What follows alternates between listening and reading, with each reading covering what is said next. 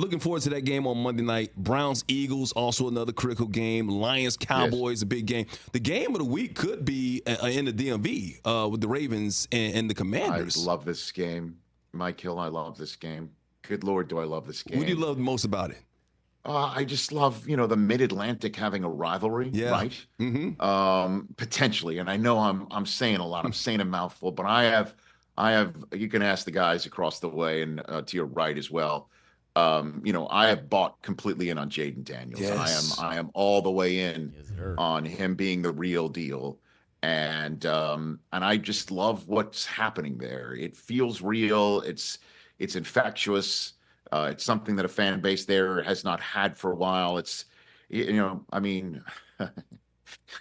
going to go here on this front. TJ, I'm sure have you ever read the Lorax to any of your godchildren? Because I know Brockman's probably had it. Mike, have you ever read the Lorax? I haven't seen the Lorax in a while, no.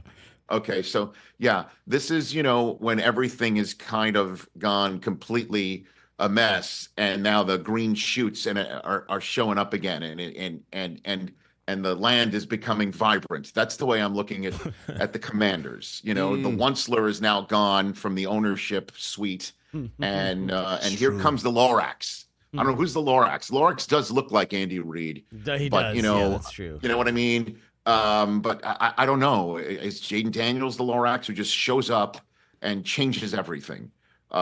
He's unbelievable, and I'm very much looking forward to seeing how this looks against the Ravens defense, where Kyle Hamilton will be ready to snipe, and Roquan Smith is a grown-ass man who's ready to make sure that this kid, if he doesn't get down, will rue the day.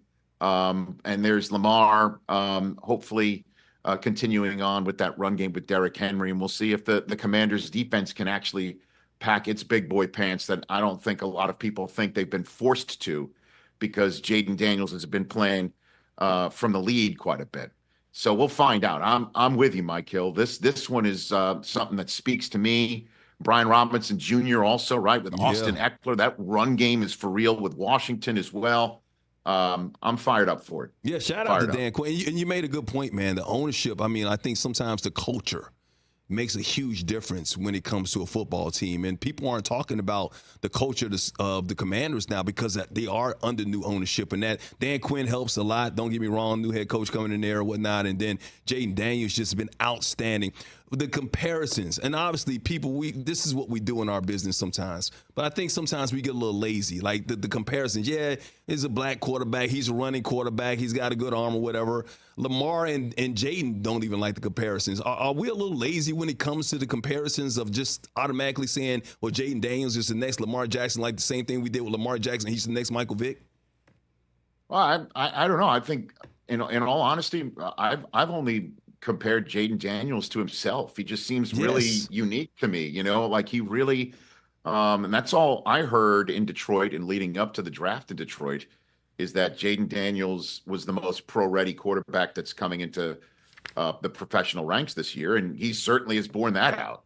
Again, I can't wait to see what Caleb Williams looks like on Sunday, because just chatting with him yesterday, you could sense that he was beginning to feel it, being the leader of a professional football team and getting more confident in the Bears playbook, feeling more confident again about it. Run game has finally showed up, and that helps somebody. But of the stats that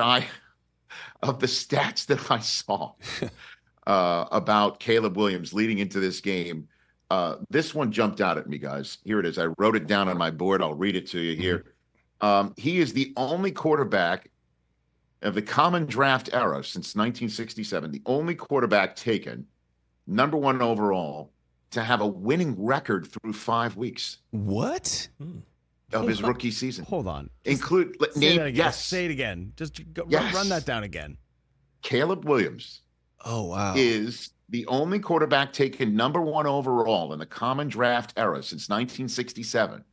Think of them all: Elway, Vinny, so on and so forth, right? Cam Newton, Only one to have a winning record after 5 games.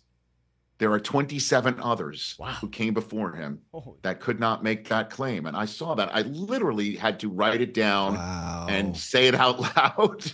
Wow. Yeah. And that's you know, and again, and as I said yesterday, just one quick story that I left out, and Caleb is growing in the role, right? And DJ Moore has been talking about, you know, he likes the bossy version of him where he's, you know, beginning to get a voice going, but he also wanted to make sure that he's accountable to his teammates. He told a story about how he texted Rome Odunze after, I believe it was the last game, in which he missed him on a check where it was his fault that he didn't get the ball to Odunze, and he would just watched it back on film and hit him with a text to basically say, my bad.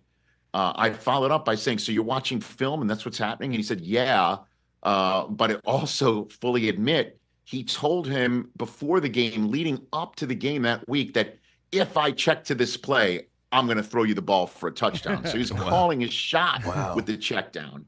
And then when he made the check down and missed Odunze, he had a bad read and took responsibility for it and ownership by texting Odunze, you know, especially my bad, because I told you if we did it, it would be a score. And the reason why it wasn't is because of me.